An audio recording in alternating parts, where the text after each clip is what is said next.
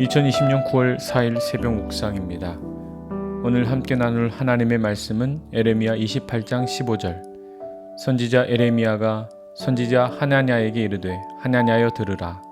여호와께서 너를 보내지 아니하셨거늘 내가 이 백성에게 거짓을 믿게 하는도다. 오래된 유머인데요. 예수를 믿은 지 얼마 되지 않은 젊은 신자가 있었습니다. 그는 성경을 점을 치듯 펼쳐서 가장 먼저 보이는 말씀이 자신에게 주신 하나님의 말씀으로 알고 그대로 행하겠다고 다짐합니다. 그는 성경책을 펼칩니다. 첫 번째 펼친 곳은 마태복음 27장 5절 스스로 목매어 죽으니라. 잘못 펼쳤다고 여기고 다시 한번 펼쳐봅니다. 두 번째 펼친 곳은 누가복음 10장 37절 가서 너도 이와 같이 하라. 아닐 거야, 이건 아니야 라며 마지막으로 세 번째 말씀을 펼쳤습니다.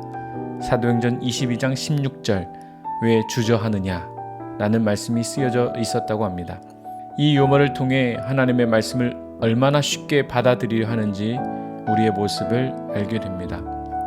에레미야 28장에서 하나냐와 에레미야가 등장하는데 그들은 베냐민 지파 사람으로 제사장 출신 예언자입니다.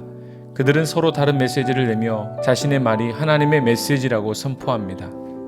하나냐는 하나님이 바벨론 왕의 멍에를 꺾으셨고 2년 안에 성전 모든 기구가 이곳으로 되돌아오게 하신다는 것이라고 말합니다. 이것이 백성들의 마음과 일치하는 마음이었습니다. 그리고 이스라엘이 처한 상황에서 보면 백성들이 믿고 싶은 메시지입니다. 반면 에레미야는 전쟁과 전염병에 대해 말하며 바벨론은 나무 멍에가 아니라 쇠 멍에로 유다를 다스릴 것이라 라고 말합니다. 깨어있지 않으면 누가 하나님의 말씀인지 하나님의 말씀이 무엇인지 진실을 가려내기 참으로 어렵습니다. 오늘 말씀을 통해서 어떤 자세로 말씀을 드려야 하는가 교훈하십니다.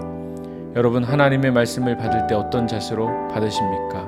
하나님의 말씀은 내가 듣고 싶은 말을 듣고 내가 원하는 말씀을 찾는 것이 아닙니다. 이스라엘이 처한 상황은 고난입니다. 이스라엘 백성이 처한 고난 앞에 자신들이 겪고 있는 이 고난을 어떻게 받아들여야 하는가 하는 것입니다. 고난은 하나님의 메시지입니다.